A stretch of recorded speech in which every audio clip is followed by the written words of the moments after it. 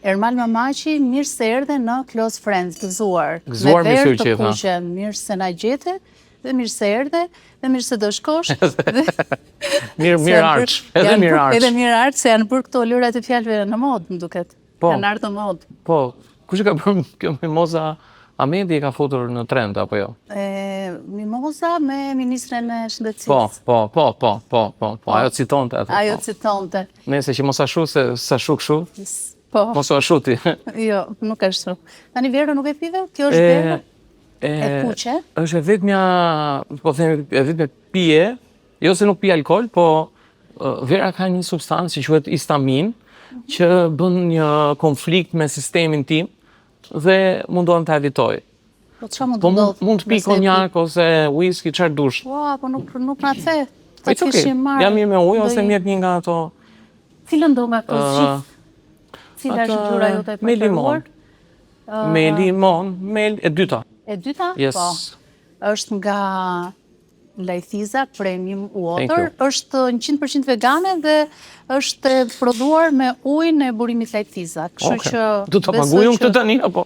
Ti thjesht duket se po mashet, që të është shtuar. Cili lekët? Si sheti? Jo, a mund ta bi unë do pa lekë. Këtë drejti ma pije të bëftë mirë. Tani, unë u thash se nuk e dija që ti nuk e pije verën, dhe na kanë sjellë një verë që quhet Serenat. Më duket se të kanë gatruar me Endri Priftin. Nuk besoj që gatruan kollaj me Endrin, por okej. Po marr si kompliment. Si kompliment. Tani duhet të them edhe dy fjalë për Serenatën. Okej. Do organizohet një event këtu ku jemi, te Plaza, Grand Panevino, bar dhe restoran. Okej. Do organizohet një event në 7 nëntor, ku do degustohen verat e kësaj kantinës, kantina Korça 2000. Okej. Dhe është një event që do promovoj domethënë verat shqiptare dhe çdo muaj do promovohet një verë tjetër. Do fshi tap. Tani. Në fakt që ta mbarojmë komplet të procesin, edhe kjo lulja është bërë në Indonezi, vjen nga ato kopshtet e atyre fermerëve atje, është dekoruar me këtë që është kovën, që është një punim artizanal, dhe nuk e di kush e sjell dhe sa kushton dhe ku mund ta bleni, por është diçka që ja vlen për të përmendur. Arsye pse jemi mbledhur dhe kemi ardhur janë këta burrat këtu. Njëri prej tyre je ti. Po. Atëherë, fillojmë nga e majta në të djathtë, janë Vasil Naçi, Etem Ramadani, Sheki Husseini dhe Zamir Mane. Zamir apo Samir? Se ja ke shkruar Samirat? Ne atëre të dyja është 100% i njohur për të dyja. Të dyja. Tani cili nga këta burra këtu është më i çmendur për paran? Well, njoh dy që nuk janë. Ata dy lart. Kush në Emi dhe Sheki nuk është se janë shumë të çmendur për paran. Po janë të pasur. Po, patjetër. Se i kam dëgjuar rrëfimet e tyre. Patjetër të pasur janë të gjithë, edhe por paraja, siç edhe ti e përmende në këtë formën e çmendurisë, nuk është qëllimi i kësaj mbledhje që ne po bëjmë. Përkundrazi, është diçka më e madhe se kaq që mund të flasim dhe më vonë. Në rregull, po ju të tre domethënë jeni të çmendur për para. Ju të tre. Ti kryesori, apo jo? Shiko, padyshim që kjo biseda jote do intregoj edhe do na fusësh në përsa kurthe që unë ndonjëherë do bëj sikur nuk dal dot. Por ti del, ndaj unë dua të fusë në një kurth lezetshëm, thjesht për të argëtuar, ë? Yes. Po i vetmi ti që e ve shumë të bardha. Po. Ka qëngjëll është Ermal Mamaçi? Me thënë drejtën, doja të bëja një kontrast edhe ajo ishte bluzë e bardhë që kisha dhe e mbajta atë foto, do të bëja një kontrast me ta që të kuptoj që jam unë organizatori. Je ti organizatori dhe do bëni një trajnim special në datën 15 dhe 16 nëntor. Po. Ku?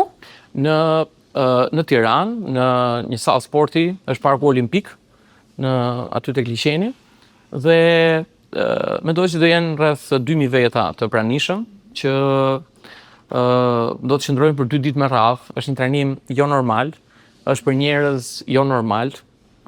Domethënë është komplet anormal për njerëz komplet anormal. Si ta kuptojmë këtë? Se më intrigon kjo, se do vi dhe unë. Me qenë se Patjetër që Ma do bërë vish. edhe ftesën Je shumë e mirëpritur. personalisht. Po, kur them anormal, them sepse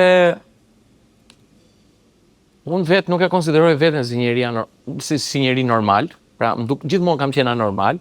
Normal në kuptimin e mirë. Sepse ke 101 dhunti. Po. Nga humori deri tek operistika. Po, e konsideroj veten special. Dhe kështu dua që njerëzit të identifikohen për paktën për aq kohë sa janë aty si diçka speciale. Edhe duke nisur edhe nga fakti që këto trajnime janë komplet jo të zakonshme, për shembull ai fillon në orën 9 të mëngjesit, edhe mund të mbarojë në 9 të darkës dhe përsëri dhe ditën tjetër, pra që mund të shkojë rreth 24 orë në 2 ditë. Është një maraton që njerëzit vinë aty, trajnohen, kërcejnë, bërtasin, qeshin pafund, qajnë, bëjnë ushtrime me njëri tjetrin, përjetojnë disa momente që ndoshta nuk i kanë përjetuar kurrë, domethënë nëpërmjet këtyre teknikave që kemi mësuar në për këto trajnime që unë jam programuar, jam trajnuar për të bërë trajner, kemi mësuar disa teknika që me shumë lehtësi, pa shumë sforco, mund të ndërhysh në disa bllokime që ti ndoshta nuk i di që i ke, për të çliruar dhe për të çliruar atë fuqinë, potencialin brenda teje. Do na ndryshoj jeta pasi të vim tek trajnimet e tua, sidomos tek këto 2 ditët. Po, do ta them unë tash. Nëse më sjell një kanatiere dhe unë do ta këndoj, do ta jap me vete, kështu do të ndryshoj jeta. Çfarë kemi në shpirt ne? Makthet na i heq dot apo? Njerëzit presin, shiko, unë nuk jam as magjistar, as fallxor, ose nga këto psikologi laureuar me klinik, me licencë etj. Ajo që unë le themi predikoj është energji, është një formë energjie shumë e mirë, kjo quhet psikologji moderne, e cila mund të aksesohet edhe nga njerëz të le themi pa mbaruar shkollën e mjekësisë dhe janë teknika që lidhen kryesisht me njerëz që janë karrierë ose në biznes, për të bërë më shumë sukses dhe për të shliruar për ta parë jetën më pozitivisht edhe për të jetuar më të lumtur. Kjo ka funksionuar me mua, më ka ndihmuar mua në një moment shumë të vështirë të jetës time, edhe unë pata mundësi ta kaloj atë moment pa këto ilaçet, pa këto Xanaxat e këto gjërat. Xanaxi që është një nga medikamentet më të përhapura për të luftuar depresionin. Yes, dhe shumë e tmerrshme dhe të bën të varur etj. Po, ka shumë pasoja. Dhe unë zbulova që janë disa trajnime që të shpjegojnë një lloj, le themi, ndryshimi se si ti mund të marrësh kontroll mendjen tënde. Edhe duke qenë i vetëdijshëm për mënyrën se si funksionojnë mendimet, se si funksionojnë programimet dhe se si japin rezultat tek interpretimi ose ke ndjenjat, atëherë ti ke mundësi të ndryshosh sa mroklla diku këtu, të bërë sa pyetje të mira, ta çosh veten në një state, në një gjendje të qetë, që në këtë mënyrë të kesh mundësi të kuptosh se çfarë shkon keq, ta rregullosh dhe të shpëtosh pa u futur në këto zonat e ilaçeve. Domethënë ne kemi në dorë ose jemi, si të thuash, ata pushtetarët e trupit, mendjes dhe shpirtit tonë, apo jo? Yes. Mund të bëhemi, nëse sjemi. Atëherë, të gjithë kanë mundësi për të ringritur nëse në fillim është vullneti, është dëshira, sepse si thuhet, mund t'i marrë dikujt diçka me zor, po s'mund t'i japësh askujt diçka me zor. Dhe aq më tepër në këtë, le të themi, në këtë industrinë e këtyre trajnimeve, njerëzit që vinë për të ndryshuar, patjetër që e kanë dëshirën dhe besojnë që ka nevojë për një ndryshim në jetën e tyre. Dhe ajo që unë dhe gjithë ekipi im, njerëzit që ftohen në këto trajnime bëjmë, është që nuk e kemi neve pushtetin, unë aty në skenë, nuk e kam unë fuqinë, nuk ju bëj magji, nuk ju bëj nuk t'ju knoj në sure, nuk që shajnë këtë gjë, po mu tregoj mënyrën se si ti ta bësh ndryshimin, sepse ti e ke fuqinë brenda teje. Dhe fakti që nuk po e shiron potencial, ose po përjeton disa emocione jo të mira, pra je në një gjendje vaksire, ose je bosh, ose shkon në një lloj stati që quhet burnout, do të thotë që ti në një moment të jetës tënde humbe pasionin, sepse dikush tha diçka që ty s'pëlqeu edhe ajo u bllokua. Dhe nga ai moment ti mendon vetëm për atë gjë, nuk e lëshon fare, atë gjë e mban aty, edhe çdo gjë e bën duke mbajtur atë dhimbjen pranë. So ne mësojmë si ta Bëhet lëshosh. pengesë, po.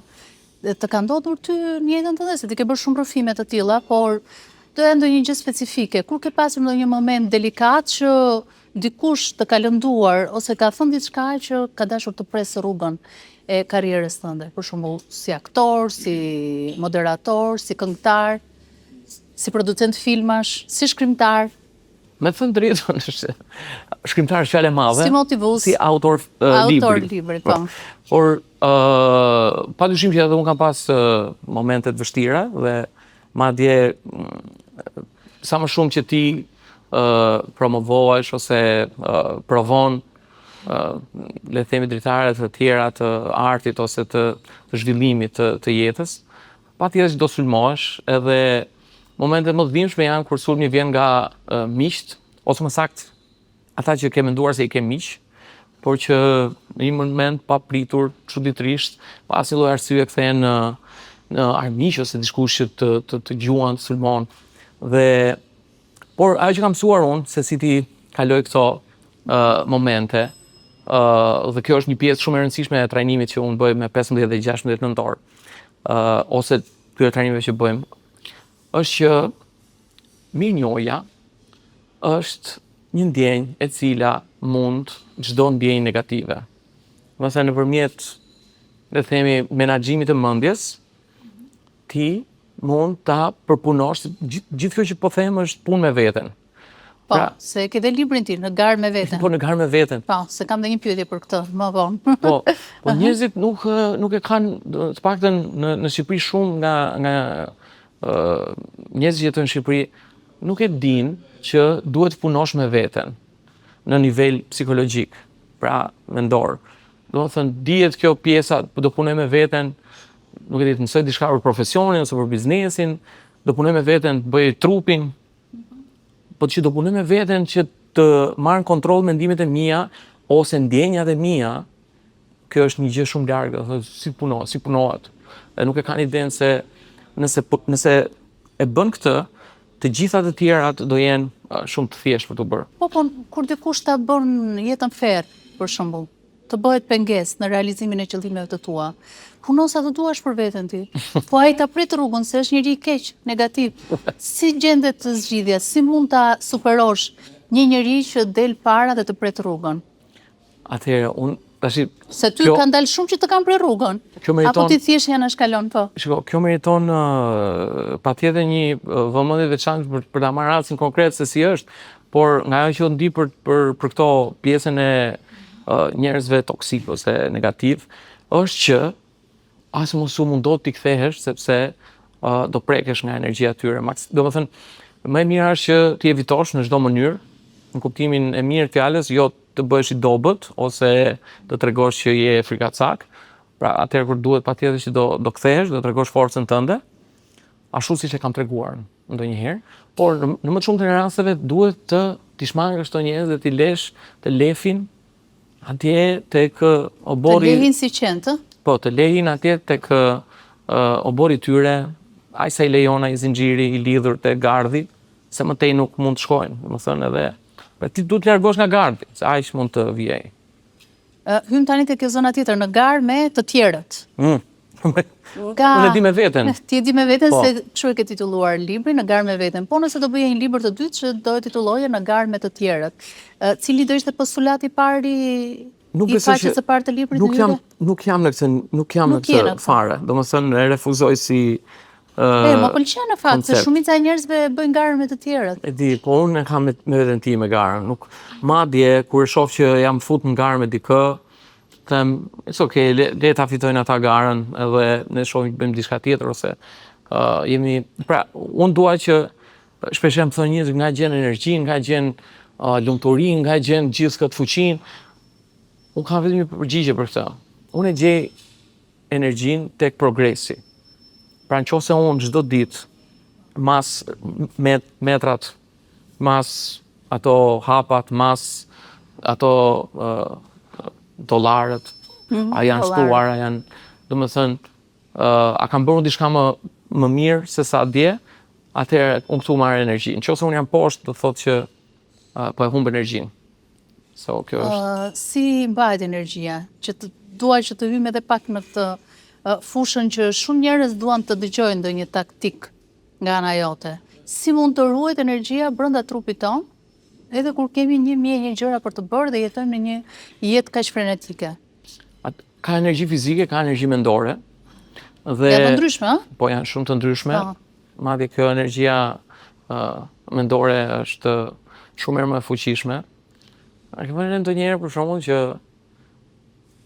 ke mbaruar palestrën ose ke dalë nga një fushbull, je shumë energjik, je çdo gjë në rregull, je happy, edhe je i fuqishëm, thu do e thyna njërin tash, po të dali, e të vijë mesazh kaq, nga 2-3 fjalë, nga i personi që nuk do ta çonte, që të ka dhënë një gjë, një mesazh helmatik.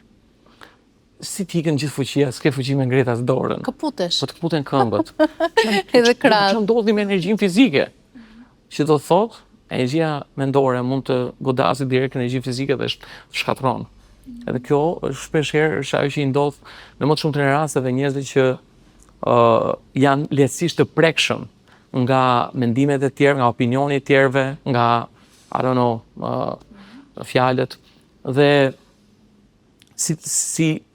si mund ta bëjmë në këtë që të ruajmë energjinë, po themi, mendore.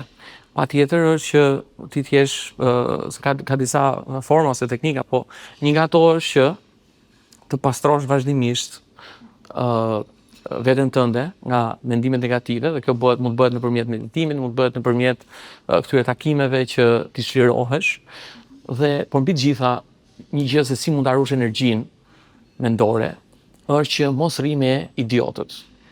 Mos rri me njerëzit e poshtër, me njerëzit që janë këto vampirët e energjisë, që mezi presin që sa takojnë të t'i hedhin gjitha hallet që kanë, edhe ata ta japin ty atë energjinë e keqe, edhe të marrin të mirën. Edhe, dhe unë po ju them një teknikë, se si ta bëni që ti kundërshtoni këta njerëz. Në çdo rreth shoqëror, unë besoj që edhe ti ke, nuk besoj se janë këta dy çunat që janë këtu, duken shumë njerëz të mirë, po janë sa njerëz që sa po të shohin, vinë edhe ankohen, viktimizohen, kanë gjuhën e viktimës. Ky ma bëri kështu, unë s'kam, unë s'bëj, unë s'jam kështu. Vetëm mezi prezi që të thonë çfarë do lloj gjë të keqe. Okay? Si ta ndalosh ti këtë? Sa po ta thot ai këtë gjë, ti thua këtë frazën. Okej, kjo është jeta jote, kjo të ka ndodhur ty, çfarë do bësh me këtë që të ka ndodhur? Edhe ai do të çuditet. Edhe ti thua, shiko me vëmendje, kjo të ka ndodhur ty, kjo është jeta jote. Çfarë do bësh tani me këtë që të ka ndodhur? Do të ka bërë ai këtë gjën, ose të ndodhi kjo, ose të ndodhi ajo. Okej, çfarë do bësh ti tani? Edhe ka dy gjëra që mund të bëj. E para, ai do mendoj për herë të parë në jetën e vet, do fokusohet ke jo sa keq jam, po çfarë do bëj me këtë gjë. Edhe ky është mënyra se si fokusi shkon nga ana pozitive, e do filloj të mendoj. E dyta që mund të bëj ky tipi është që do mërzitet me ty, do të kthej krah, do të thosh, unë po të çaj hallet ty, ti më thumë çfarë do bësh? Po, shumë edhe. Edhe do mërzitet me ty. Po, unë s'kam çfarë të bëj, ti çfarë do bësh me këtë, se s'është jeta ime, kjo është jeta jote. Edhe ai çfarë do bëj, do iki dhe do gjej një viktim tjetër që nuk je ti. Po ti të fotosh. Shumë e bukur. Kjo gjë si arrin energji. Gëzuar me. Gëzuar çuna. Do ju çoj faturën juve për këtë trajnim. Por na futen atë energjinë tënde, shikon ka një lloj magjie, gjitha kjo. Jo, sinqerisht e kam. Harrova ku jam tani. Yes, unë të premtoj që nëse vjen këtë trajnimi im, dhe do rish aty në sallë, aty ka DJ, ka metal, ka hip hop, ka dance. Aty ka dhe argëtim, po. Është kështu, është si fest. Super. Me muzikë, është si disco. Ti nuk do kuptosh se si do të kalojnë orët, edhe do thuash, oh my god, ç'a ndodhi. Flirtohet aty në këto trajnimet e tua? Ka ndodhur që janë martuar?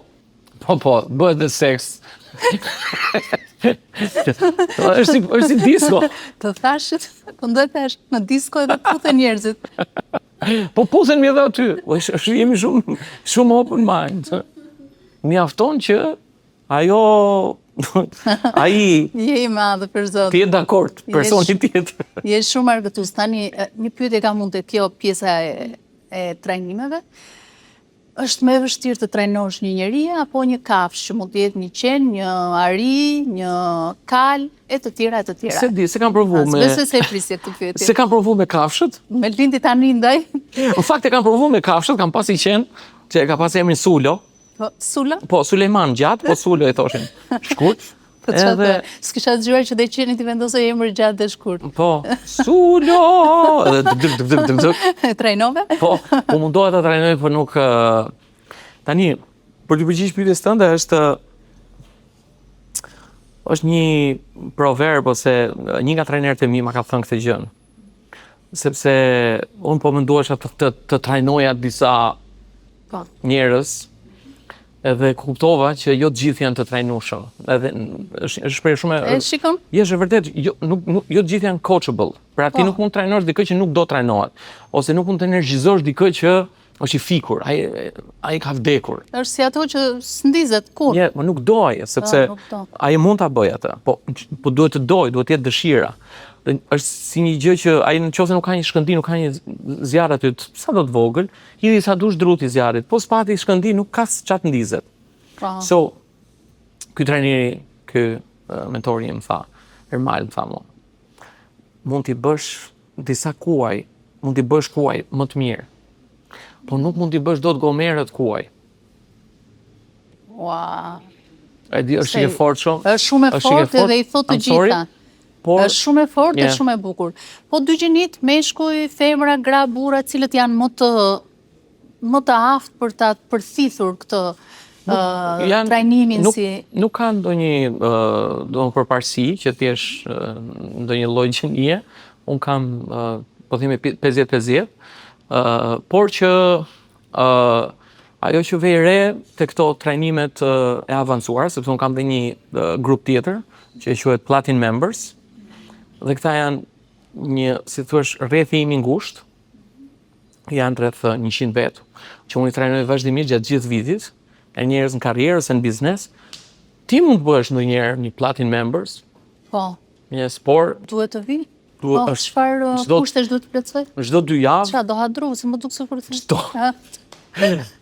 Njërë 2 javë ne takohemi, edhe ti do ndiqesh nga unë dhe nga coachët e mi, nga ato trajnerët e mi, për rritjen tënde shpirtërore, për rritjen tënde personale dhe për rritjen tënde profesionale, pra ana jote e biznesit. Dhe nga ana tjetër ne udhtojmë, bëjmë udhëtime brenda dhe jashtë vendit, po kuptohet që ka dhe një lloj angazhimi financiar, sepse... Financiar sa do më kushtoj mua, nëse... Apo nuk thuhet këtu? S'ka gjë, ma thuaj privatisht, se do fillojnë e do... E para unë nuk I dija të duhet ty kjo, kështu që nuk mund të ta them. Po sa më thej, ti mund të vesh. Jo, mund të jesh, po nuk thash... Po nuk jam pa gati, unë jam me kaq sa më percepton mua, për çka kam nevojë? Je shumë gati. Gati për trajnim, apo gati për... Për qa? Për falimentim, për sukses, apo... Shiko, kur njeriu është konfuz, është gati të mësoj. Më duket shumë gati. Gati për të mësuar, okej, do vi. E po mirë, do aplikoj pastaj për të... Yes, po duhet shumë vështirë trajnimin. Duhet të fish ta provosh një energjinë çfarë. Atëherë, 15-16 nëntor, trajnimi me këta burrat e shtetit, të cilët kanë halle këta, keni halle ju? Keni probleme? Paraja të qetëson apo të fut më shumë në telashe? Unë besoj të gjithë kanë halle. Do më thënë, njerëzit e pasur, njerëzit e varfër kanë hallet e njerëzit e varfër. Futbollistët kanë hallet e futbollistëve. Këta politikanët hallet e politikanëve. Njerëzit e pasur kanë hallet e njerëzit e pasur. Tani pyetja është, çfarë hallesh do ti zgjedhësh? Po, halle dashurie kanë për shembull? Çdo njeri ka hallet e veta, kanë hallet e racës vet. Pyetja është, në çfarë zone do të identifikohesh? Si ka njerëz për shembull që kanë frikë nga pasuria, thonë jo, se mos. Edhe majnë këto hallet e të varfërve. Edhe kanë qejf për shembull që të jenë të varfër, zgjedhin. Po, ka disa që mendojnë që po iko se jeta e tyre është e degeneruar, thënë. Jeta e të pasurve. Sepse paraja të si quhet? Të prish. Të prish.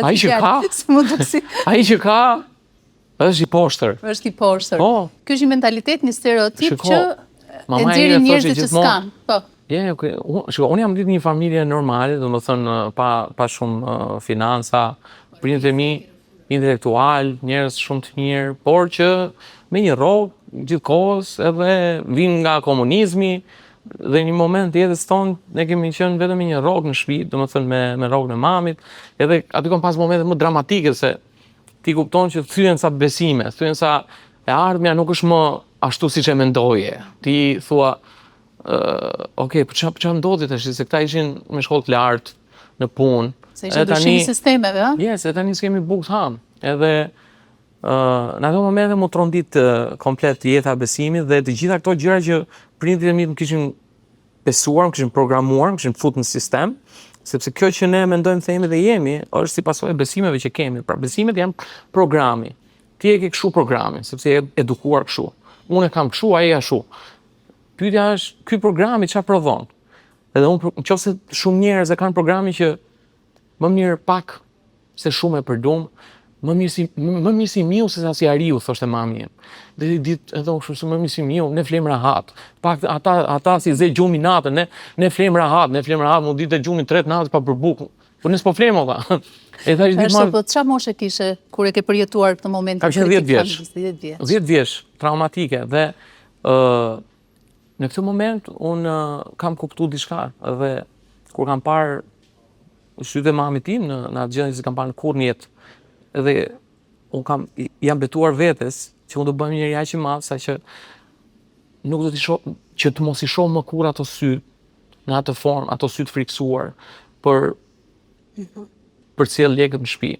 Dhe kur kuptova që ky programi ishte gabim, fillova të vë ndyshim çdo gjë që më ishte mësuar nga po këto njerëz mi që më donin më shumë etj, por që ishin edukuar në këtë formë. Edhe diti thash, mami, pse si miu neve? Pse jo si ariu? Çfarë problemi ka? Pse trim si miu? Ore, pse trim si miu valla? Dhe kur se kupton, domethënë ne njerëzit fillojnë dhe jetojnë si pasojë e një le të themi zakoni të paraardhësve të tyre dhe jetojnë në mizerje. Po thonë edhe, është edhe një shprehje që ai që nuk ka qenë i pasur, nuk mund të bëhet dot.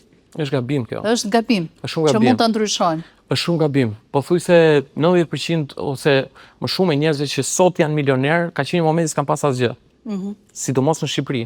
Të gjithë milionerë shqiptar. Të gjithë këto që ke ftuar ti, personazhet e famshëm, që ke ftuar ti në këtë si special, domethënë, gjithë këto kanë qenë të varfër, apo jo? Nga rëfimet që kanë bërë. Absolutisht, kanë ardhur gjithë nga zero. Nga zero dhe duket dhe si një përrall, thua, ua, mund t'ja dalë dhe unë të bëhem kështu. Yes, nëse ti ke dëshirën dhe besimin. Dëshira dhe besimi bashkohen, martohen dhe krijojnë një fëmijë që quhet veprimi. Se ka njerëz që kanë dëshirën shumë, unë dua shumë edhe presin, po nuk funksionon. Me syt nga qielli. Yes, janë këto njerëz që yes, jam pozitiv, happy, yes, edhe po pres, po afroj të mirën, edhe shef atë, çfarë bën po do psohem? Edhe po si po do psohesh? Ja thot, ai e ka barkun kaq. Po si po do psohesh? Ja edhe ha kullore duke pa fitness në televizor. Po çfarë po mendoj pozitivisht. Edhe po prit të dobësohet. Shumë e bukur. Tani, me që jemi te paraja, dua të rrim edhe pak te paraja, se fokusi i trajnimeve të tua është suksesi, paraja, po edhe një jetë e shëndetshme. Po, jo tamam paraja, por paraja, suksesi të shoqërohet edhe me para. Po, paraja është rezultat i po. Paraja, do bëj pyetjen më klishe që e bëjnë të gjithë dhe dua përgjigjen më jo klishe. Paraja na bën të lumtur? Padyshim që po. Okej. Është më mirë ti është më mirë t'i fshish lotët me një 500 euro se dilja një Ferrari, se sa mbi biletën e autobusit, se dilja autobusit. Diku do i fshish lotët, po është më mirë t'jesh ke Ferrari. E bukur ke. Ti ke ndonjë ide të qartë se si mund ta shpenzosh paran me zgjuarsi? Po. Për shembull, se mund ta fitosh paran dhe humbet. Ka 1000 mënyra ku mund ta humbësh paran. Dhe thonë që ai nuk është mësuar me para, ai humbet më shpejt. Yes, është vërtet. Është vërtet kjo? Është shumë e vërtet, madje është kaq e vërtet sa që në Amerikë tashmë është bërë me vendim dhe është tek ajo bileta llotarisë, në këto llotaritë që bëjnë atje dhe nga që 100% e atyre që janë bërë milioner nga lotaria në Amerikë, 100% e atyre e kanë jetën më të keqe se sa para se të fitonin. Do më thënë, i morën milionat, i harxuan dhe shkatruan jetën, dhe jeta e atyre shumë herë më e keqe se sa para se të fitonin lotarinë. Dhe tani si pasojë e kësaj është një rregull, dhe është edhe shkruar edhe në bilet, që nëse ti e fiton lotarinë, ne do t'ja japim çmimin mbas një viti. Sepse ty të duhet një vit të kuptosh që i ke lekët, të kesh lekët mas një viti, dhe tash ti duhet ta menaxhosh të situatën. Dhe problemi është që ajo pse e shkatrojnë njerëzit paran ose kapitalin nëse e marrin në një periudhë kohë të shkurtër, është sepse identiteti që ata kanë, kuptimi, imazhi kanë ata për veten e vet. Ka një tavan, është këtu dhe këtu. Kaq është tavani. Nëse tavani ngrihet, ata nuk janë, lujnë menç. Domethënë fillojnë edhe bëjnë budalli, ti nuk je rahat. Dhe njëta gjë ndodh edhe për shembull, ti ke një tavan, ke edhe një dysheme, ashtu që kam dhënë. Dhe ka kaluar shumë kohë që ose disa kohë që je këtu. Dhe këtu kjo është zona jote, si thua, e koncepti që unë jam në rregull. Nëse ty të ulet tavani dhe dyshemeja, ti fillon edhe mërzitesh, do organizohesh, do çmendesh, ose do bësh çfarë gjëra që si rahat, okay? E një gjë ndodh edhe kur merr më shumë. I merr më shumë adrenalinë e fortë shumë. Koncepti jot për veten duhet të updatohet në të njëjtën kohë që updatohet edhe llogaria jote bankare. Prandaj është shumë e saktë ajo që ne duhet të rrisim vlerat tona dhe ti duhet bësh gati që në momentin kur vijnë lekët të dish ti menaxhosh lekët, edhe të dish të bësh një gjë të mirë me lekët, me paranë. Po sot po flitet shumë për paranë e shpejtë.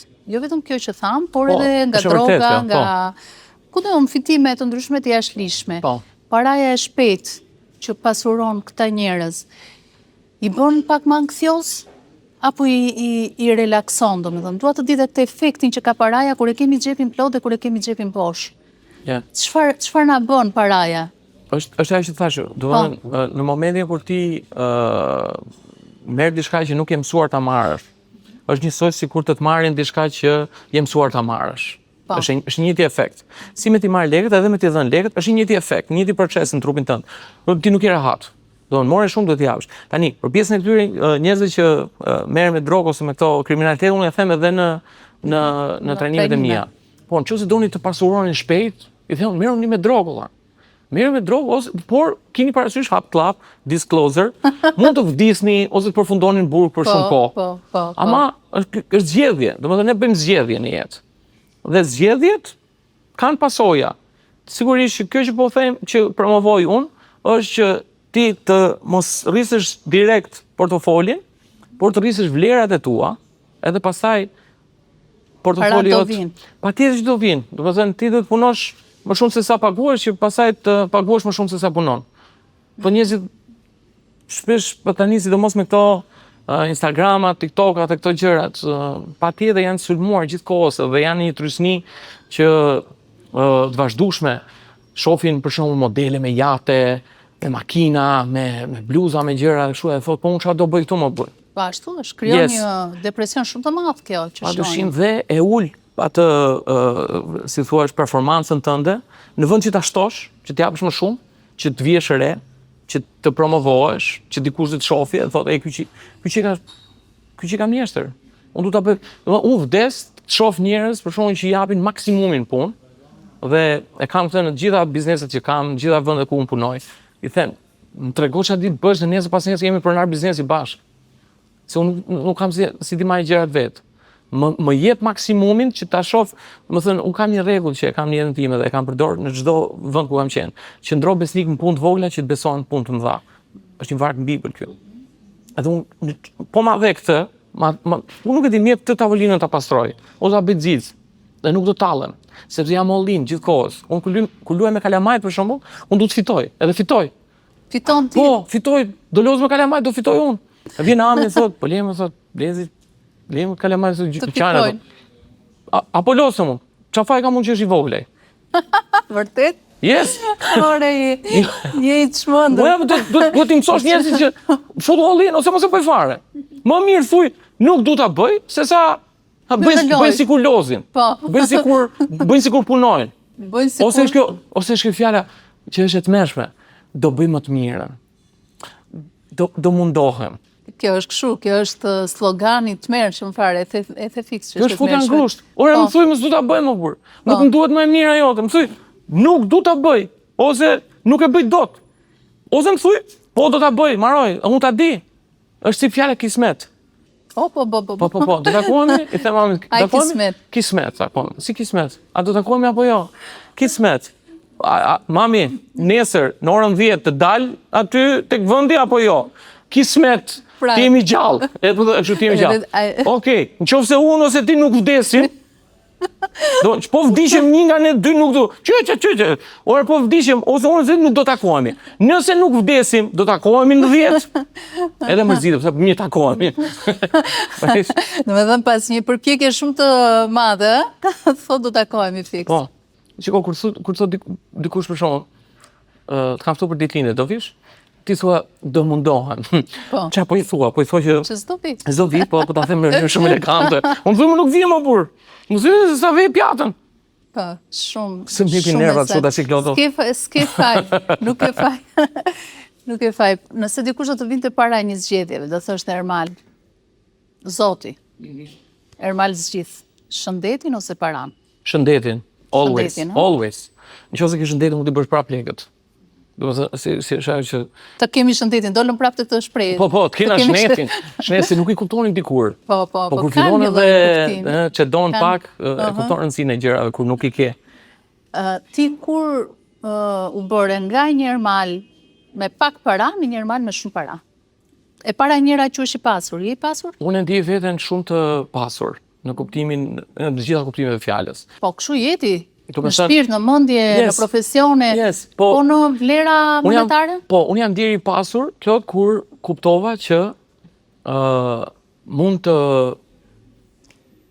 mbyll punën time, pra mund mos punoj më, edhe tani e them me shumë modesti dhe krenari ndoshta, në të njëjtën kohë, që mund të ri pa punuar dhe të kem të njëjtin kualitet jete, me të njëjtat, le themi, benefite që pa e ullur nivelin e jetës time dhe të familjes time, se është më e rëndësishme.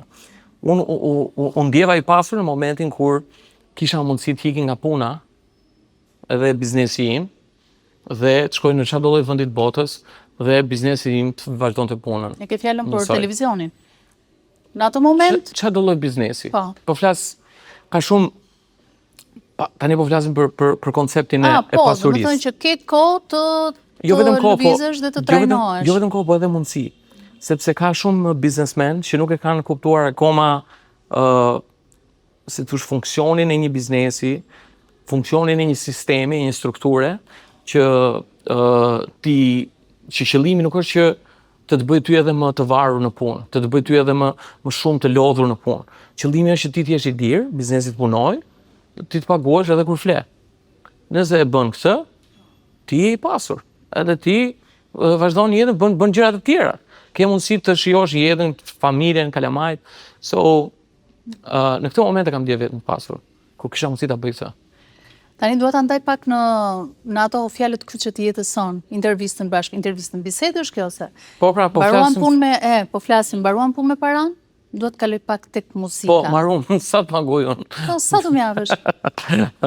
Po, ke muzika thua? Tek muzika. Po. Ti je fiksa MTV. MTV mbylli...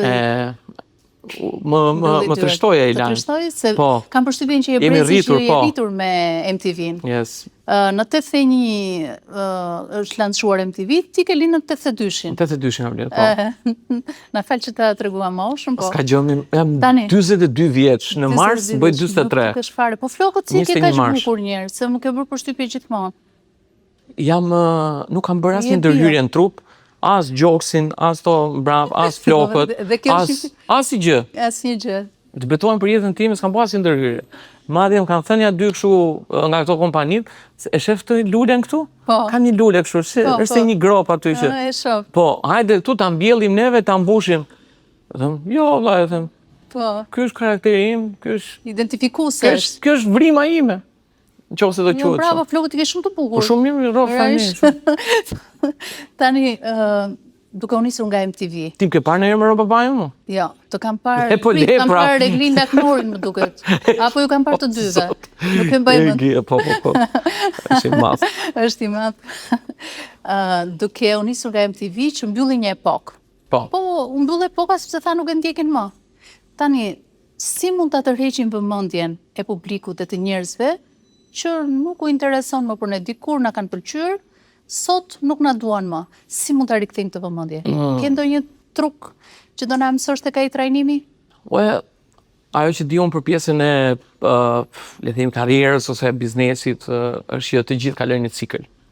Është lindja, maturimi, edhe pastaj rënja, plakja. Të ciklit, ë? Plakja dhe pastaj vdekja. Vjen një moment që gjithçka që fillon, një moment mbaron. Po ti je dhe, domethënë, fan si Biblës, nëse mund ta quajmë kështu, sepse ke shkuar në kishë, ke qenë gjithkohës me kitar, apo jo? E kam qenë një moment. Për ty ekziston dhe ringjallja, ndaj po të pyes. Unë nuk po diskutonim për pjesën e çfarë bëjmë ne që të rikthehemi në atë që një lloj ringjallje është dhe kjo. Po. Që të kapësh fundin dhe të ringrihesh sërish. Po, ma organizove jesën, futet tash i kishën edhe... Do me thënë, si mund ta tërheqin vëmendjen e atyre që nuk na shohin ose nuk na ndjekin më, si mund ta rikthejmë prap vëmendjen e tyre? Po, dhe po të thosha që faktikisht është një cikël i cili prek çdo lloj industrie ose karriere, që është lindja, rritja, maturimi, plakja dhe vdekja. Edhe kjo është një kurb që e kalojnë të gjithë. Tani, ka shumë, le të themi, artist, ose sportist, talente të natyrave ndryshme, të cilët duan gjithmonë që të rriten. Të rriten, edhe të shkojnë diku ku se dina sa se si të shkojnë. Unë besoj që momenti kur ti e pranon, në fakt, momenti kur ti e kupton se si funksionon e gjithë gjëja, dhe më pas ta pranosh që do vi dhe ky moment, ose po vjen, ose e ka ardhur, atëherë ti ke mundësi që ta menaxhosh veten më mirë, të organizohesh, që të gjesh një drejtim tjetër, ose ta si thosh materializosh të talentin ose këtë eksperiencën tënde në një formë tjetër për të prodhuar diçka, por nëse ti do të bësh luftë me ligjet e natyrës, nuk do fitoj natyra, domethënë ti thjesht ke vdekur dhe nuk do ta pranosh që ke vdek. Edhe është e rëndë, po. Edhe kjo kërkon trajnim më vete. Padyshim që po. Qëndrosh me këmbë në tokë. Po, dhe ti duhet ta pranosh që vlla ke vdek, kjo koha ka hik. Domethënë po unë kam bërë një këngë atëherë, nuk dua ta di. Yes. Tani më erdhi në nuk dua ta di se sa shumë po trija unë tashim atë këngën. Se jam unë ai. Ai ka qenë ditën 2002. Super hit, etj. Super hit. Po kanë dalë miliona këngë të tjera tani që nuk mund të vazhdoj unë në këtë gjendje. Domethënë, padyshim që ka shumë artistë të mirë, të cilët se po flasim për artistët, po flas për talentin në përgjithësi, që kanë ditë ta menaxhojnë veten dhe kanë ditur ta kurojnë, si thush, mos ta egzagjerojnë, mos ta shpenzojnë veten aq shumë, ta konsumojnë veten aq shumë, që këtë pjesën e maturimit ta zgjasin, pra kjo është strategji, është një lloj mençurie, por që padyshim do vi një ditë që do përfundosh në këto jurit e këtyre emisioneve për të dhënë do më thonë, nuk është se ato jurit, nuk është se janë në një gjë e madhe, sipas. Pikërisht, unë besoj që s'janë një gjë e madhe. Një lloj pensioni. Po një lloj pensioni është, sepse ti do japësh gjykim për talentet e reja. Pra nuk do jesh më ti ai stari në skenë që do performosh, por do gjykosh me, pra je ylli në atë karrierën tënde, në eksperiencën tënde. Ylli në perëndim. Po. Tani më kujtove The Dreamsat. Ti zënësove Flori Mumajesin. Flori, shkëputje... Nga arkivat këtë... Oh my God, po flet për një gjë që ka ndodhur 20 vite më përpara. Po pra, po kam i pyetje për Florin. Okej, po. Me Florin, ke pas njohje ti? Ai ta la vendin ty se nuk e di. Si ka qenë historia? As nuk e maj mend si ka qenë në atë kohë, Po që patjetër që Po, u largua erdha unë edhe po, tani vazhdoj, po. Flori që është shkëputur nga karriera muzikore. Si mendon? Është një strategji dhe ti do jepje në një këshill të lutem. Nuk ka mas si lloj informacioni edhe është do pyetje pa lidhje me mua kjo. Ka lidhje, pika lidhje se është vetëm të Dreamsat. Kështu që ndaj po ta bëj pyetjen. Tani mendon që është strategji shkëputja e tij? As nuk e kam iden. Se ke iden? Fare, uroj të jetë mirë edhe mirë. Të rikthehet në profesion. Mirë, në rregull.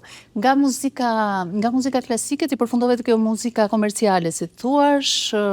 Muzika klasike ishte që ke mbaruar shkollën për kanto. Ishte shkolla ime që e kuptova më vonë pastaj që nuk e kisha zemrën aty edhe. Se kishe zemrën tek muzika klasike. Tani kur hoqe dorë nga kjo muzika që ishe djali i hiteve dhe bëre shumë buj atëherë, të dhembi heqja dorë nga muzika? Si e ke përjetuar? Sepse dua të dalte kjo pjesa që kur na mbyllet një cikël jete dhe hidhemi tek diçka tjetër. Sa e thjesht ka qenë? Atëherë, unë nëse e ke vënë re, për shembull, kam ndryshuar disa kostume.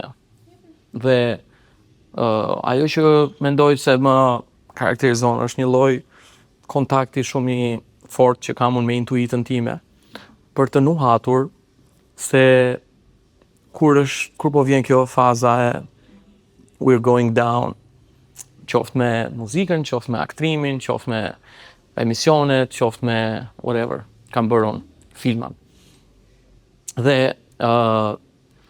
unë përpara se të largohem nga një vend, e vendosa të shishen për të mbushur në një vend tjetër. Edhe pastaj largohesh. Ka një kohë po që punoj në 2 linja dhe pastaj e fik të linjën dhe vazhdoj këtej.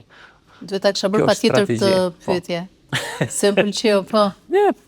Kjo do të thotë tani që me filmat ke mbaruar punë? Jo, nuk kam mbaruar punë, por tani e kam fokusin ke trajnimet, sepse është diçka që më përmbush dhe është diçka që le themi më ka tronditur për mirë jetën, duke parë ndryshimet e mëdha që ndodhin ke jetët e njerëzve që vinë në trajnimet e mia. Fillova si një kontribut për, domethënë, futa në këtë industri, në këto, le themi, rrjete nga dhimbja ime, nga nevoja që kisha unë për të ndryshuar unë, për të kuptuar se si ti bëj gjërat, se si jam në rregull, çfarë po më bllokon.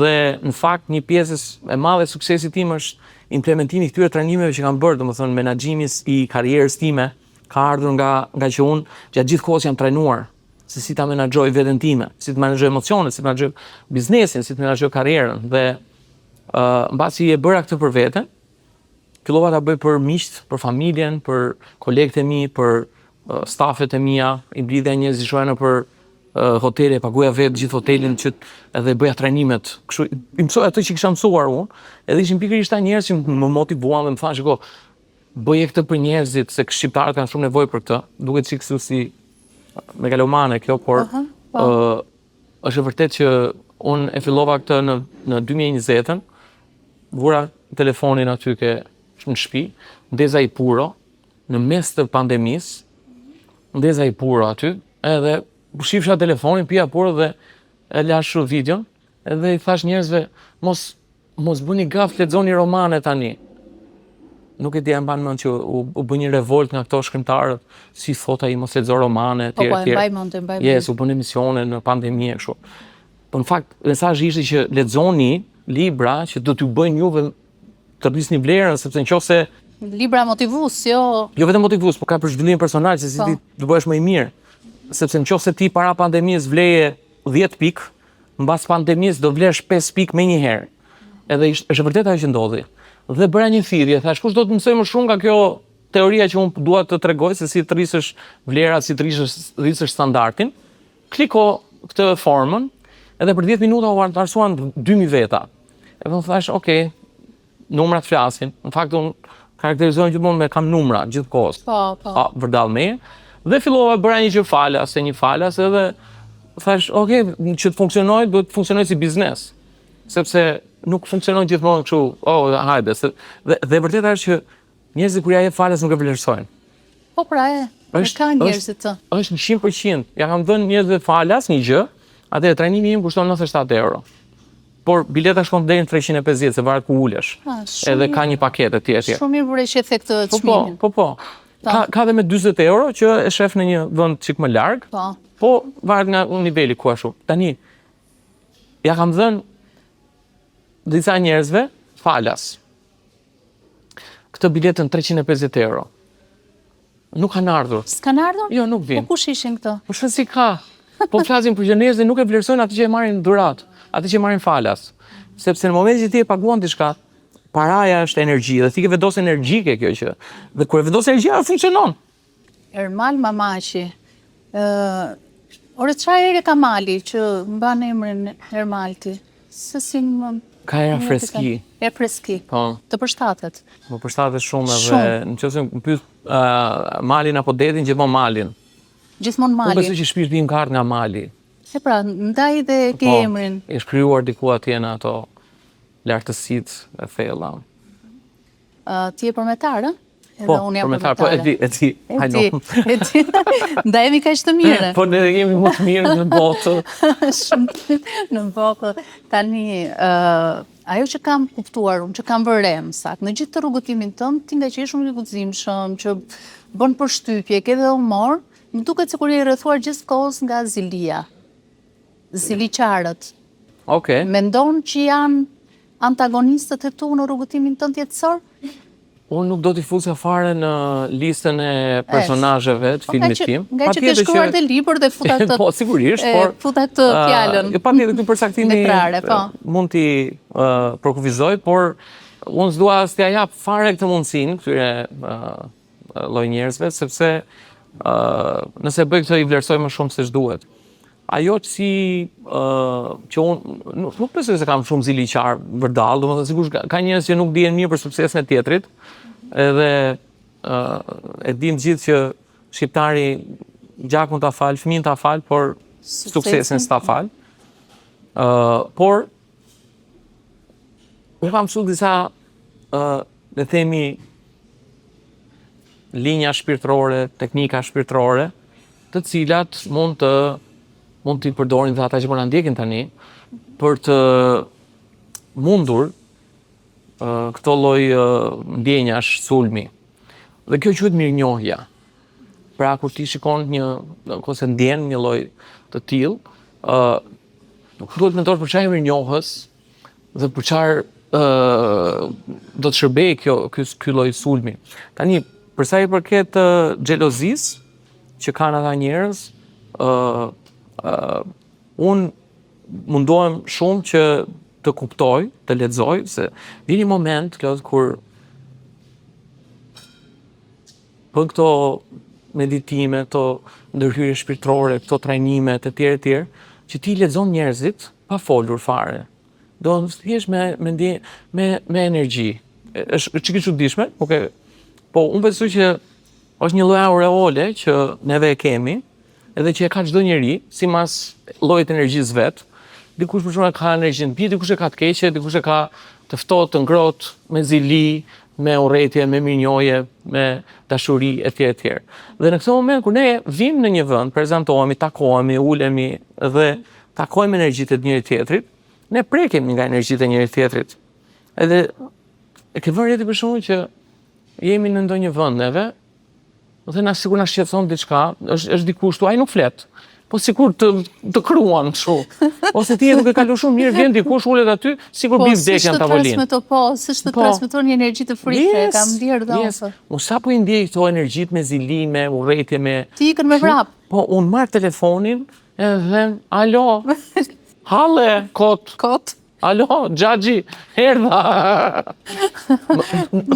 Sa po e ndjej këtë, largohem dhe i largoj këto lloj njerëzish. Po këta njerëzit që të komentojnë ty në rrjetet sociale, që disa prej tyre janë edhe kolegë të tu. Pse e bëjnë vallë? Më komentojnë. Mos kanë ardhur ata, bëjnë statuse, për shembull kur bën ti filma, thon filmat e Ermal Mamaçit. Kur bën ti libra, thon ua, pse libër është ai, kur bën ti trajnime, thon trajnimi 24.000 euro, kur u bë ky që të na trajnoj. Domethënë, gjithmonë ka diçka për Ermal Mamaçin. Ka njerëz që janë kundër. Dhe janë edhe raca jote, aktore, kështu. Po. Të përmendim në një emër apo jo? Jo. Nuk ja vlen, sepse është ajo që thash, i kushton më shumë rëndësi. Tani si shpjegoj, pse ndodh kjo? Well, kjo ndodh sipas unë besoj që janë ca forca energjetike që kur ti po themi, ajo që besoj unë është që unë promovoj të mirën, promovoj energjinë pozitive dhe realisht, literalisht këtë them, në çdo vend ku shkoj, që bëj këtë, bëj për të mirë, do të bëj këtë gjë, dhe besoj se i përkas kësaj lloj force. E mirë e keqe, çon si ka. Është një forcë tjetër që është kundra kësaj që bëj unë. Okej? Që e kanë këta njerëzit që bëjnë këtë gjë që bëjnë. Domethënë që shajnë, mallkojnë, komentojnë, sulmojnë, lehin, etj. Dhe sigurisht që njeriu vjen një moment që edhe pse mund ta mbaj kështu si të fshetë atë energjinë, ndjenjën, atë zilin, urrëtitjen, vjen një moment që është shumë e fortë se sa aty, dhe ajo të dalë, do shpërthej.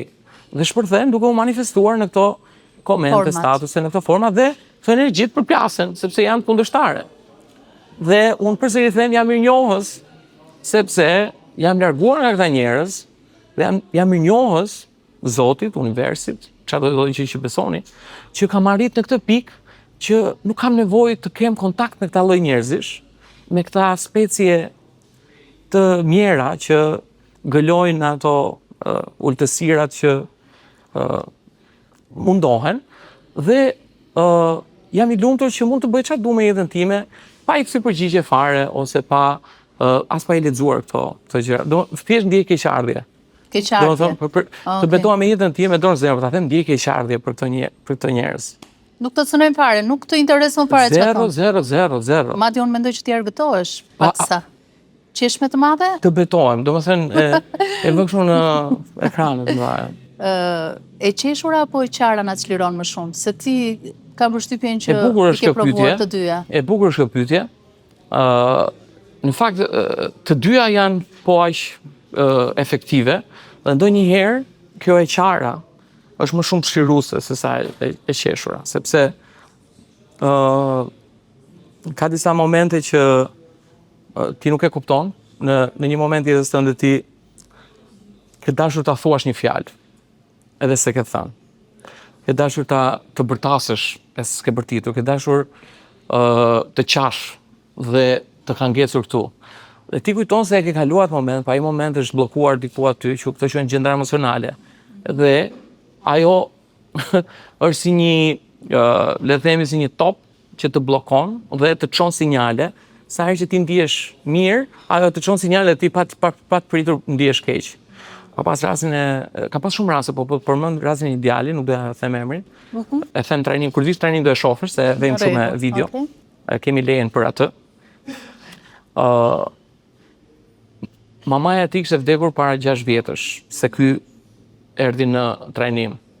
Dhe në momentin kur mamaja e tij kishte ndruar jetë, ky kishte shumë shok, domethënë kishte marrë një traumë, kishte ndodhur një bllokim emocional dhe nuk ishte i qartë dot, nuk ishte i qartë. Dhe nga momenti që kishte ndodhur vdekja e mamas, deri në ditën që erdhi tek trajnimi im, ky nuk ishte i qartë kurrë në jetë. Edhe më vonë e folëm dhe çudia ose ajo dhimbja më e madhe e tij ishte jo vetëm që ishte mamaja, po çfarë lloj njeriu jam unë që nuk qaj për nënën time.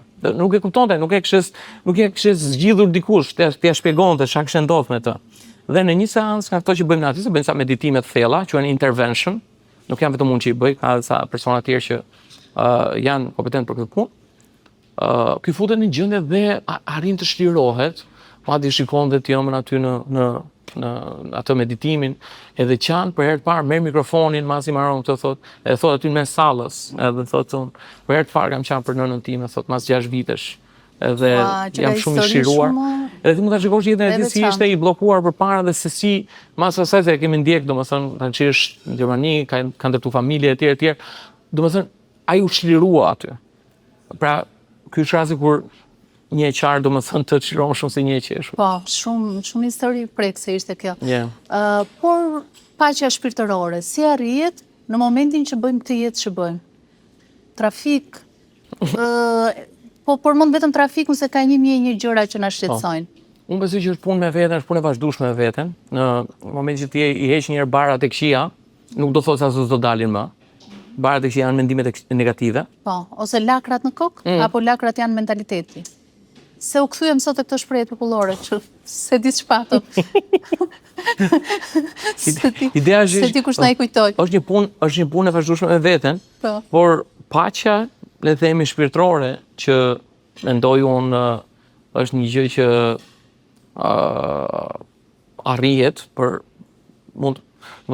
njerëzit e përndritur që janë gjithmonë në paqe me çdo gjë, janë ata që si duhet asgjë dhe kanë gjithçka. Domethënë veshin një thes, dalin zbaf, shkojnë në pyll dhe thot ai shnet. Domethënë ata janë në paqe, se unë do pyesja po ti, a e ke arritur paqen shpirtërore si Ermal Mamaçi? Shiko, unë besoj që paqja shpirtërore mund ta arrijë dikush që unë po e arri, ka një moment që nuk ndihem mirë, punoj prapë me veten, etj. Pra jemi në një proces vazhdueshëm. Çdo gjë ndryshon përveç fjalës ndryshim. Tani, ka njerëz që kujtojnë se paqja shpirtërore do vi, nëse unë e marr këtë gjë, atëherë unë do jem paqe. E marrin këtë gjë edhe kuptojnë që s'ka paqe. Ose do e marr dhe këtë, do kem këtë, do jem aty, pra ti e vendos fuqinë ose qetësinë tënde tek diçka që ta marr këtë gjë. Ajo që unë, si thosh, i tregoj njerëzve është që ti mund të arrish paqen shpirtërore vetëm duke ndryshuar interpretimin. Pra, të asaj që ti je, të asaj që ti ke, aty ku ti je. Nëse ti mund të ndryshosh interpretimin, mund të ndryshosh rezultatin. Dhe janë vetëm dy gjëra që kontrollojnë jetën tonë. Dhe kjo është kuptimi dhe emocionet. Çfarë kuptimi i jep ti kësaj interviste? Sepse për ty për shumë mund të duket shumë e tmerrshme, për mua mund të duket shumë e mirë, po ama e njëjta intervistë është. Është në dorën tonë, do të thënë, vendimi ose ajo që do pasoj ditën tënde është një vendim. Dhe paqja është një vendim. Unë du të jem paqe, unë çohem sot dhe unë du të jem pozitiv. Më bëni çfarë doni, unë do të them I love you, God bless you, do të përqafoj. Ka ditë shumë çohem dhe unë do të vi me të gjithë njerëzit që do më dalin përpara. Dhe mos më dilin përpara, jam negativ sot, vendosa të jem negativ. Pra, ne vendosim të jemi ajo që Shumë e bukur. Po kjo do punë. Kur ke qenë në kulmin e famës tënde, ka pasur raste që ke pasur frikë nga vetja? nuk besoj. Jo? Jo, nuk besoj.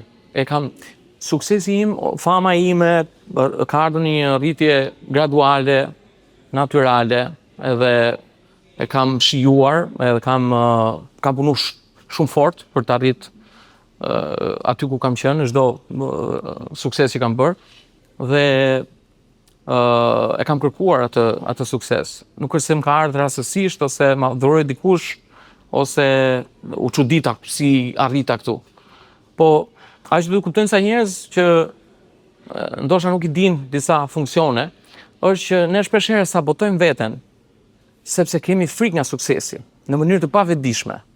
Në mënyrë të pavetdijshme ti nuk bën sukses, pra shkon deri diku edhe kthehesh, sepse kujton që nëse unë do bëhem ky njeri, atëherë unë nuk do jem më ky që jam tani. Do bëhem një tjetër, i poshtër, do më prish i lek, do ndaj nga familja, do më bëj. Kështu që ndoshta ky kuptimi, pra vim prap ke forcat që kontrollojnë jetën. Kuptimi që ti ke për suksesin, nëse ky ndryshon interpretimin, ndryshon mendimin, ndryshon ndjenja, ndryshon jeta jote. Shumë e bukur. Po nëse do vendosje për një moment të hiqe dorë nga jeta jote. Pse do e bëje dhe kur do e bëje? Si në kuptimin që të vrasin veten, e kishe fjalën se Po. Okej. Ke kaluar një depresion? Wow. Të ka shkuar ndonjëherë në mendje? Dhe për të gjithë ata që e duan aq shumë veten sa duan ta vrasin veten. Ne nuk jetojmë në Finland, që jemi kaq të lumtur. Çfarë mesazh do jepje? Nëse ka shumë njerëz që kalojnë në depresion të thellë dhe duan dhe të vrasin veten. Ajo që besoj që do t'i them njerëzve që duan të vrasin veten është që nëse do me vra veten, shkon det, idhu nga varka, edhe tento të mbytesh. edhe do shohësh që nuk do mbytesh dot. Nuk do kesh forcën për të mbytur, për të zhytur. Është një teknikë që e bëjnë psikologët. Ajo që ti nuk do të vrasësh veten. Kjo është saktë. Ajo që do të vrasësh ti është diçka brenda teje që po lufton me ty dhe është ai zëri që ti duhet ta marrësh kontroll, edhe ta kapësh, edhe ta vrasësh. Dhe ka mënyra më të shpejta, më të forta, më të fuqishme se si ta bësh këtë. Që ti të jesh i vetëdijshëm se kush je ti dhe kush është zëri që ti do doje të vrisje. Edhe në këtë trajnim, neve bëjmë disa pyetje, disa procese për të identifikuar kush është ai zëri që ne duam të vrasim dhe kush jam unë i vërteti. Pa frikë, pa inate, pa frikë, pa ankth dhe kur e gjejmë këtë gjën, pra kur e gjejmë të fuqinë brenda nesh, aty e vëm forcën edhe ne themi tani unë jam zëri. Tani unë jam zëri, tani unë jam zëri. Kur ishe 10 vjeç të dilte gjumi në 3 të natës. Tani të del më në 3 të natës gjumi apo je në atë paqen pak të natën se ditën e din që është problem. Ka periudha, Klot, që më del gjumi. Do me thënë të del. Po jo në 3 të natës. Se dhe mua më del. Po jo, unë besoj që ta që flejnë gjatë, që flejnë për shembull me orë kështu të egzagerume, janë komplet rahat dhe si thosh s'kan asnjë lloj përgjegjësie për jetën ose për veten ose për të tjerët. Edhe unë besoj që zgjimi është përgjegjësi. Ne nuk na zgjon zilja, ne na zgjon përgjegjësia. Nëse ti do më thosh mund të çosh në orën 6, unë çoj në orën 6 pa 5 ose 6 pa 1 minutë paktën, pa zile. Dhe kjo është një mënyrë se unë e kam trajnuar veten time, që dhe është teknikë kjo. Provoje, ti shko sot në darkë, mos e vej zilen dhe thuaj, unë do jep komandë, është dikush që nuk gabon. Unë dua që zgjohem në orën 7 fiks ose në 6 fiks, më zgjohem në 6 fiks, okay? Okej, dhe të bjerë në gjumë me këtë mendim. Do zgjohem. Do zgjohesh në 6 fiks. Nuk ka nevojë për zile, domethënë s'kemi nevojë për zile. Unë nuk vej zile asnjëherë, dhe zgjohem, ja fut ziles. Domethënë në një herë kur vej zile them ta futa. Unë çua para teje. Po e prisja këtë se u bëm shumë serioz, këzuar. Duke shumë i qeshur, po gjithkohës dukesh që qesh edhe vetë. Bën të tjerë për të qeshur, po çfarë po thësh, mos ta imagjino. Jo, sot jam e smur. Imagjino të mos isha smur. Pra e. Do kisha hyrë sipër kësaj sorkadhes. Do kishim bërë emisionin aty sipër. Unë kështu. Ec!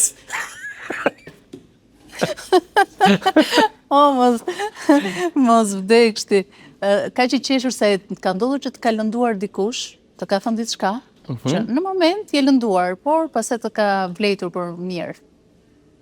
Për shembull, të ka thënë nuk bën si këngëtar, po ti ndërkohë ke hyrë biznesit. Po marrin shembullun.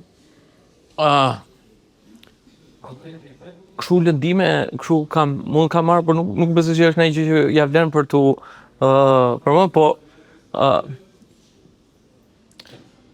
prindrit e mirë andash që unë të bëhem ekonomist, edhe më futën në Po që të pas kanë bërë. Po që të pas kanë bërë. Edhe më hoqën nga shkolla, isha kështu një luftë do futesh në lice apo në ekonomiku, edhe ishte lëndimi i madh ky që ti s'bën për këtë.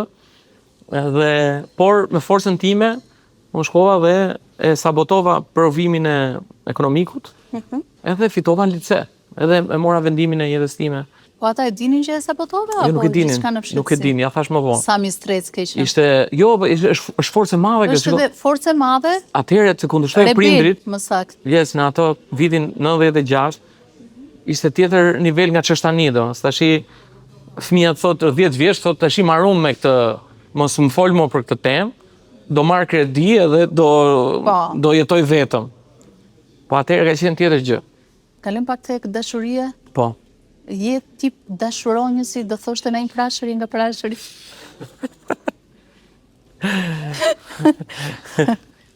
Në shkuptime ke kjo. Unë dashuron me shpirt. Patjetër. Unë dashuroj edhe këtë intervistën sot. Shumë dashuri. Shikoj, njerëzit pasionant, ti kupton që kur hecin, që kur flasin në mënyrën si e hani drek ose se si e bën një bisedë. Edhe mund ta lexosh një person që sa pasion ka dhe si e bën një gjë, i bën gjitha gjërat. Nuk mund Po. të ndryshosh në këtë. Dhe sigurisht në dashuri, njerëzit si ne janë all in. Do të thënë, Po, pasionant të mëdhenj. po. Dhe duket që ke krijuar një familje shumë të bukur me Amin, Amardën, Amarda Toskën, po Amarda se ka marrë mbiemrin tënd? Jo, sepse ishte e njohur në... Që nga koha e Po, portokallisë. edhe mund ta mbante këtë. Edhe ti nuk e kundërshtove. Patjetër. As nuk merri keq, sepse mendoj që ashtu duhet të ishte, ajo ka të identitetin e vet, edhe nuk është rasti. Dhe keni 2 fëmijë shumë të bukur. Ama fëmijët e kanë mbiemrin tim. E pra se Jo, thash fëmijët se jam mora. thash se Zgohet llaf. keni 2 fëmijë shumë të bukur, Joeli dhe Sia. Po. Joeli dhe Sia. Tani, çfarë të ka mësuar dashuria që ti ke provuar në jetën tënde dhe që është një dashuri e gjatë? Bravo të qoftë, se Thank you. njerëzit sot nuk kanë fuqia se dashurojnë. Mm. Edhe ta mbajnë gjatë martesën. Çfarë të ka mësuar dashuria jote që nuk ta ka mësuar asnjë libër dhe asnjë trajnim motivimi? Se ti ke qenë në trajnimet më të shtrenjta në botë, që në Amerikë. Po, ndoshta ke këto trajnimet kam kuptuar se çfarë reaksioni ndodhin në këtë dashurinë për Amin. Edhe ajo që më ka mësuar dashuria me Amardën është që për dikë tjetër ti mund të bësh gjërat shumë herë më të pa imagjinueshme se ato që mund të bësh për veten tënde. Ti e ke bërë këtë? Yes. Po për shumë çka ke bërë në një gjë kështu të pa imagjinueshme? Na tregon ai ç'mund Po jo, mund të them vetëm këtë që kam punuar me një le të themi force dhe vetë sakrifikim të një niveli sa se di, ndonjëherë më kanë rënë të fikët nga lodhja. Vetëm për këtë le të themi vizionin që unë kisha që për dashurinë time. Që ta përmbushja le të themi të gjitha ato që duhet të mendoja unë që duhet ishin për dashurinë. Keni kaluar ndonjë sfidë të fortë që e keni kaluar? Jo, dhe nuk kemi për të kaluar ndonjëherë. I kemi të gjithë mirat. Të gjitha të mirat. Dhe na thuaj ndonjë sfidë që mund të na motivojnë të tjerëve ose ata që po të dëgjojnë. Well, e para nuk të kujtohet. As nuk kujtohet, po se di, nëse do ishte diçka që ja vlente për të nxjerrë mësim, do ta thoja këtë trajnimet e mia përpara. Nuk shoh në një kështu. E di. Kur u bëre burri i vërtet, i përgjegjshëm. Pyetje shumë e mirë kjo. Unë besoj që një burr bëhet një burr kur një burr nevojitet.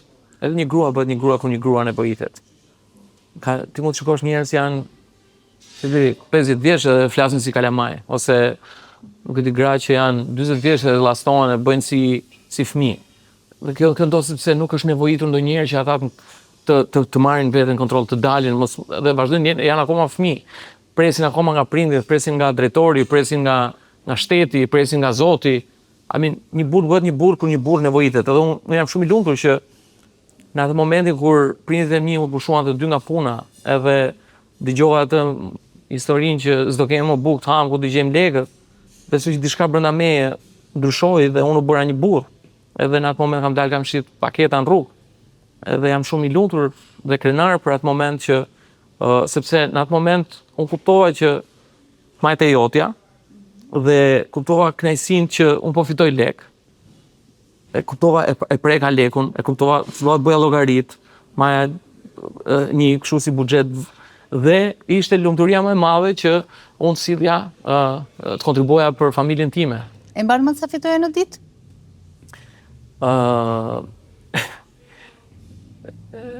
Ma e men që ka qenë një moment që unë fitova në ditë kur e zgjerova dyqanin, sa gjysma e rrogës që merrnin tha në muaj prindrit. So it was a big deal. Bravo. Yeah. Sot ne bëm një bisedë që reflektuam, u përpoqëm të vim pak në ato pjesë, zonat e mendjes, shpirtit, që ndoshta nuk i kemi prekur Po. gjithmonë, paktën unë. Ti do kënaqesh shumë kur të vish atje, sepse pra. po thuj se 30 ose 40% e trajnimit është me sy mbyllur. Është me sy mbyllur. 30% e trajnimit. Në themi mbylli syt dhe më dëgjon mua tani. Edhe ti do fillosh të qetësohesh, edhe mendja jote do shkojë atje ku më po të udhëzoj. Është guided meditation.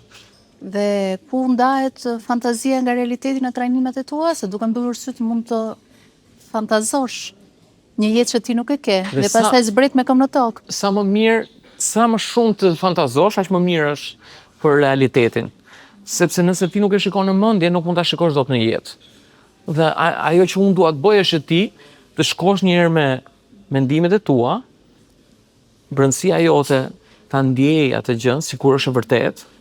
Dhe kur të kthehesh tu, ti tashmë ke krijuar një eksperiencë. Subkonscienca jote nuk e di dallimin midis tani, më vonë, apo ka qenë. Do me thënë, koha, si thua, bëhet në infinit.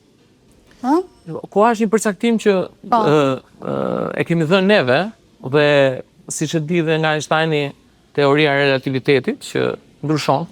Nëse jeta jote do të ishte një film, një nga ato filmat e tu, shumë të shitur dhe të suksesshëm, cilën pjesë do të censuroje nga jeta jote?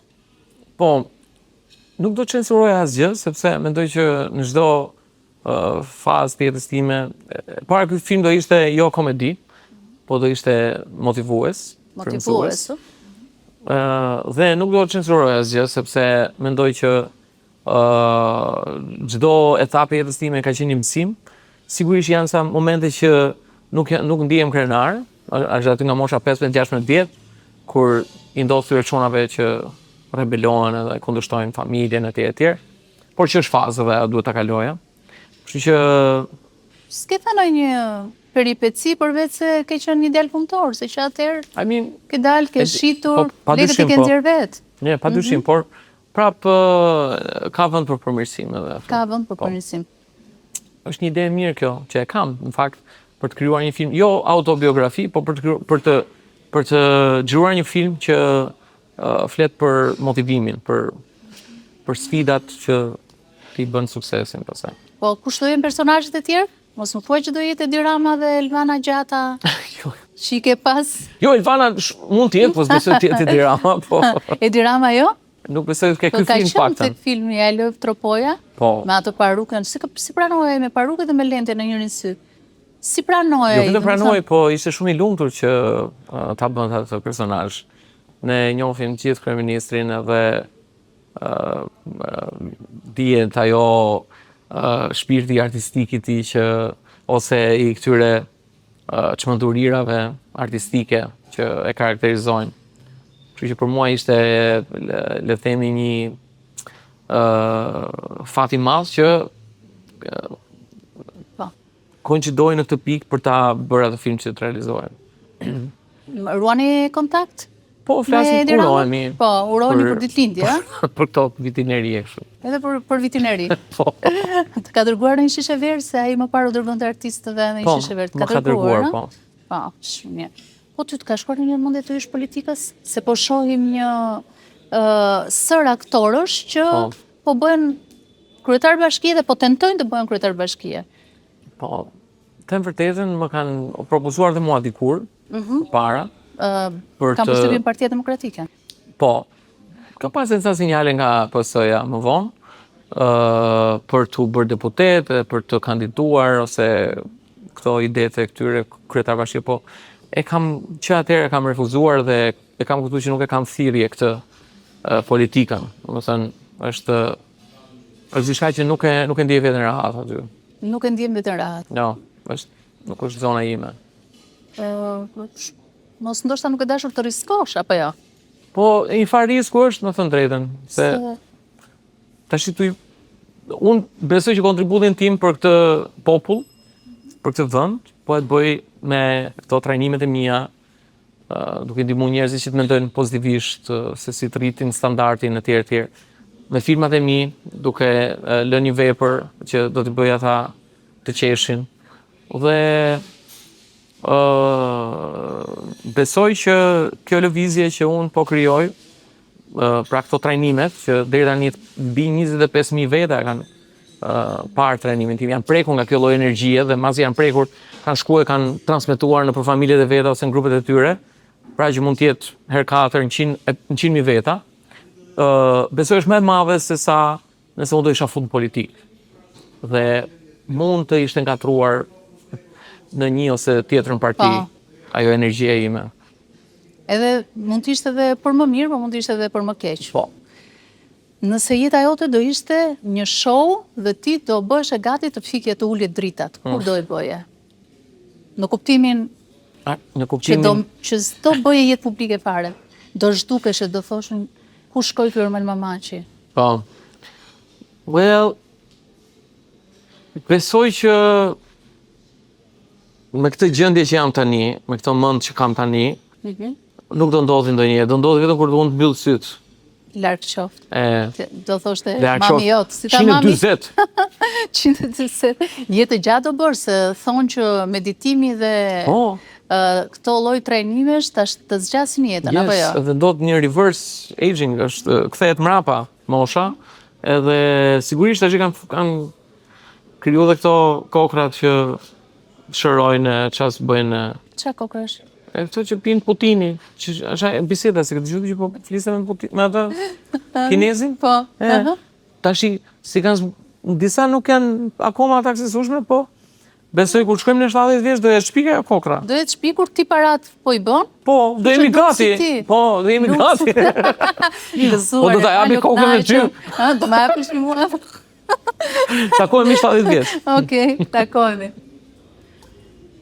Ermal, na bëre të qeshim me lot sot, për të qarë do na bësh të trajnimi, ëh? Po nuk është qëllimi im të bëj për qarë, do në qoftë se do bëj për qarë do qarë, se ka sa histori aty, po. Po, është një lloj çlirimi. Po.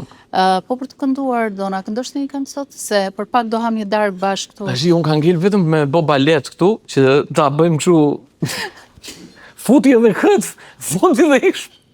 O bosi, se do pjatat e dasmës, në katun që vje pjata kështu mullar. Edhe dhe, u knaqëm, e këshin bo tumlas. Po ti këngën e ke kështu, duke folur ti këndon. Sa kohët e fundit, unë këndoj vetëm për familjen time. Kam një piano aty në shtëpi, kam dhe kitarën, edhe i këndoj atyre.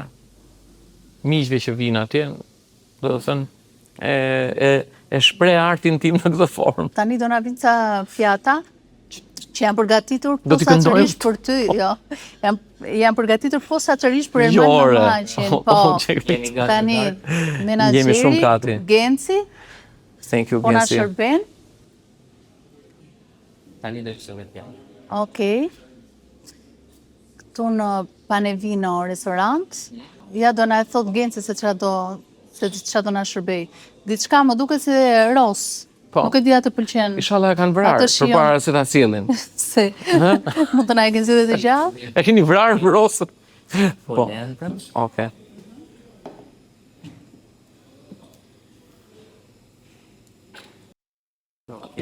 Tani do të sjellë. Thank you. Okej. Po pse ros për Ermalin? Këtë s'kuptova. S'ka gjë. Ë? Se jo. Se jo. Preferuar ne. Po. E shikon? E pra. Duke shumë e bukur. Nice, Jatë beautiful. shumë speciale. Edhe bizele. Edhe bizelet janë të preferuarat ato? Jo ta marrë. Ndoshta janë të mia. Ju bëj mirë. E faleminderit. Rrofsh. Ermal Mamaçi, mirë se ishe në Close Friends. Unë nuk knaqa për vete. Ti u knaqa apo? Knaqa shumë, falenderoj. Ta thash në fillim, intervistat e tua kanë një kualitet, një nivel të lartë që unë e vlerësoj. Falenderoj shumë. Më pëlqen shumë të ndjek, kështu që të falenderoj që më ftove. Rrofsh, ishte kënaqësi edhe unë e kisha shumë për kënaqësi të kisha. Tani të pres të shtëpia ime. Te shtëpia, te trajnimi. Gëzuar. Gëzuar.